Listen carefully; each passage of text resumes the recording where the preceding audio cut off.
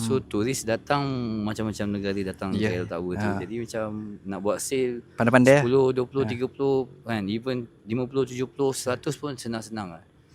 Lagi-lagi waktu weekend kan. Memang nak dapat 100 lebih tu. Masyuk lah. Masyuk lah.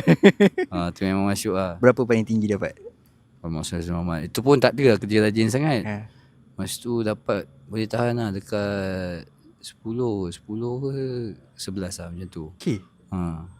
Kerja tu pun malas-malas juga lagi sebab masa tu time tu tengah kemuncak nak enjoy. 10 hingga 11 ribu.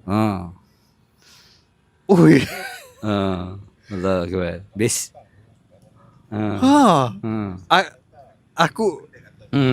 Aku dah ni kali keempat. Ni Jepun ke Jerman datang kan. Kalau Jepun lagi aku paling suka. You want the lowest or the highest? The high. Jepun. Aku 4 kali main belum ni.